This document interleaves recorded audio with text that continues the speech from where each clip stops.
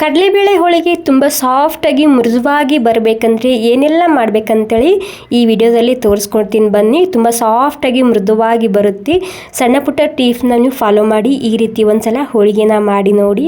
Almost ಎಲ್ಲರೂ ಪರ್ಫೆಕ್ಟಾಗಿ ಮಾಡ್ಕೋಬೋದು. ಈ ರೀತಿ ಮಾಡಿದರೆ ತುಂಬಾ ಸಾಫ್ಟಾಗಿ ಮೃದುವಾಗಿ ಬರುತ್ತೆ. ನೀವು ನೋಡ್ತಿರ್ಬೋದು ಎಷ್ಟು ಸರಿಯಾಗಿ ಬಂದಿದೆ ಹೋಳಿಗೆ ಅಂತೇಳಿ.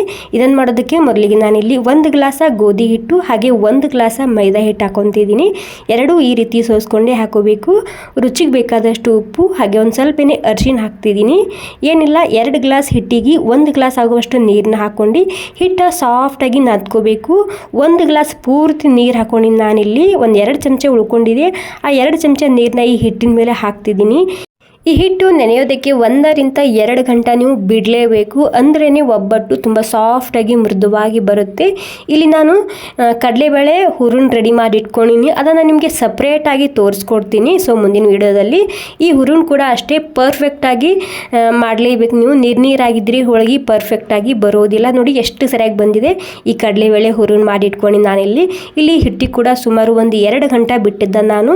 ನೀವು ಎಲ್ಲದಕ್ಕಿಂತ ಮೊದಲು ಹಿಟ್ಟು ನಾದಿ ಸೈಡಿಗೆ ಎತ್ತಿಟ್ಕೋಬೋದು. ಎಲ್ಲ ಬಾಕಿದ ರೆಡಿ ಮಾಡ್ಕೋತಾನೆ 2 ಗಂಟೆ ಆಗೇ ಆಗುತ್ತೆ. ಅದು 2 ಗಂಟೆ ಆದಮೇಲೆ ಇದಕ್ಕೆ ಎಣ್ಣೆ ಹಚ್ಚಿ ಈ ರೀತಿ ಸಾಫ್ಟಾಗಿ ನಾದ್ಕೊತಿದ್ದೀನಿ. ಈ ರೀತಿ ಹಿಟ್ಟು ನಾದ್ಕೊಂಡ್ರೆ ಒಬ್ಬಟ್ಟು ಕೂಡ ತುಂಬಾ ಸಾಫ್ಟಾಗಿ ಮೃದುವಾಗಿ ಬೆಣ್ಣೆಯಂತೆ ಮಾಡ್ಕೋಬೋದು. ಅಷ್ಟು ಸಾಫ್ಟಾಗಿ ಬರುತ್ತೆ. ನೀವು ನೋಡ್ತಿರ್ಬೋದು ಹಿಟ್ಟು ಎಷ್ಟು ಸಾಫ್ಟ್ ಆಗಿದೆ ಅಂತೇಳಿ.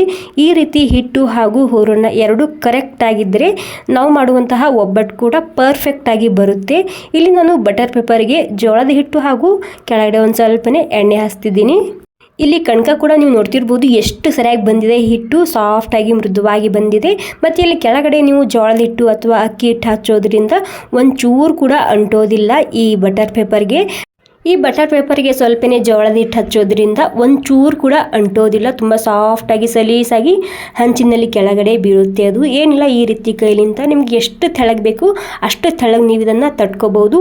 ಮೇನ್ ಇದರಲ್ಲಿ ಹೂರಣ ಹಾಗೂ ಕಣಕ ಎರಡೂ ಕರೆಕ್ಟ್ ಆಗಿದ್ದರೆ ಇಲ್ಲಿ ಹೋಳಿಗೆ ಕೂಡ ಅಷ್ಟೇ ಸಾಫ್ಟಾಗಿ ಮೃದುವಾಗಿ ರೆಡಿ ಮಾಡ್ಕೋಬೋದು. ನೀವು ನೋಡ್ತಿರ್ಬೋದು ಯಾವ ರೀತಿ ಬಂದಿದೆ ಅಂತೇಳಿ.